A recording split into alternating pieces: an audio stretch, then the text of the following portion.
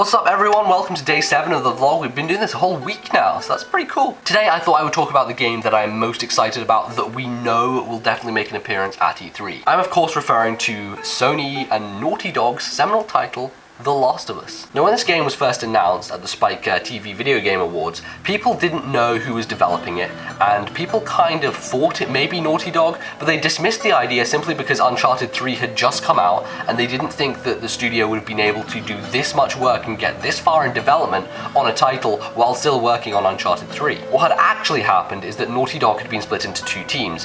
One team had been working on finishing up Uncharted 3, and the other team had started work on The Last of Us. I think the main reason for Sony doing this is so that Naughty Dog can have a solid title each year. By having the team split into two, they can have two different games going on at once and get a sort of annual release schedule going. It would definitely be to the PlayStation 3's benefit to have a really solid AAA first-party title every year from the most famed studio under Sony. So it's a very good idea, and I'm very glad that they're doing it. As people know who have played Uncharted, Naughty Dog have been very, very cinematic in the PlayStation 3 era. The Uncharted games are essentially, as people have said, movies with gameplay elements interspersed. They really like to concentrate on story, and they have a fantastic knack for just nailing it and really putting these characters to life and telling a great story while the gameplay still holds up really well. Obviously, because it is so story driven, the first trailers that were released were both sort of cinematic scenes, they weren't actually gameplay. However, the thing with this game, which is quite astounding,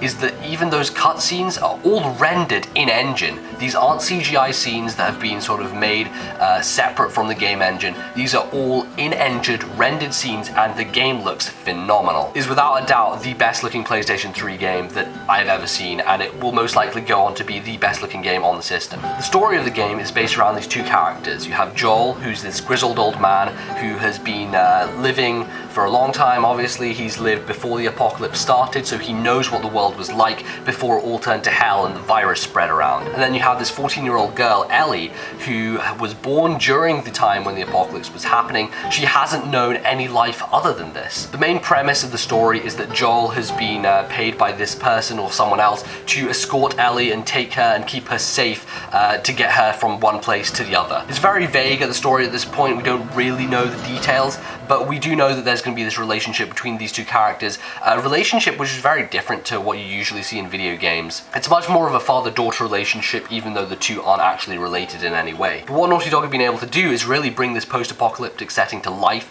and make it very visually appealing. I am certain that at E3 we will have a gameplay demo, a full blowout at Sony's press conference. That is definitely the one to be watching, and I am sure that they'll do what they did with Uncharted last year, which is have a gameplay demo on stage and show off some awesome gameplay, because that's what they did with Uncharted with the ship scene and all those physics and everything.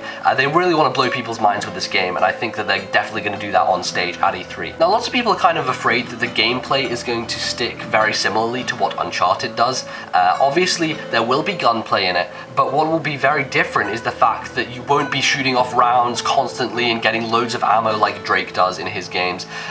There will be very limited ammo. We are obviously in a post-apocalyptic setting, so resources are going to be sparse, and it's going to be very difficult to take people out just by shooting them. Though no one outside the video game media has actually seen footage of The Last of Us in terms of gameplay, we do have very many reports from journalists from Judges Week at E3 who have been able to see some gameplay of this game. Most notably, Greg Miller of IGN, he went and he saw some gameplay, and he got to play the game. They basically did the gameplay straight after the truck trailer, where the one that they released a few weeks ago, and it basically starts off as soon as they crash into the wall. What he said about it was that even though you may feel like you're playing an Uncharted game to begin with, the tone and the emotion of it is very, very different. For example, when Drake kills someone with a stealth attack, he just goes behind them, cracks their neck, and boom, they're dead. But in this game, when Joel tries to take out a guy with physical force, there's a lot of struggle to it, there's a lot of tension, a lot of emotion built into that, and it seems like there's a much more of a struggle between life and death, and it's not so instant as it is in Uncharted. Obviously, in this setting, there will be much fewer people around because there'll be lots of infected. There are obviously people people shown in the trailer who are not yet infected, survivors, and so each death seems like it matters a lot more than in Uncharted, where you just kill people and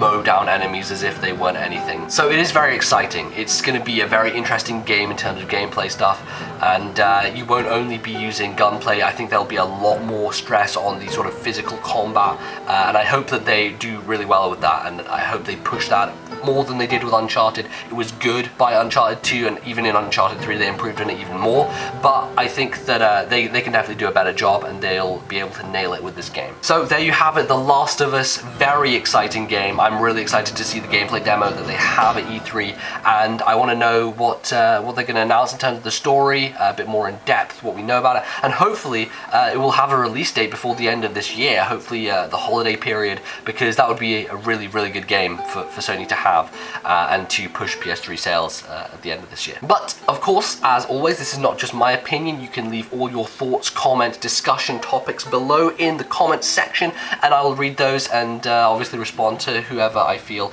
deserves such response. Otherwise, I'll see you guys tomorrow. Hopefully you have a nice day, and I'll see you soon.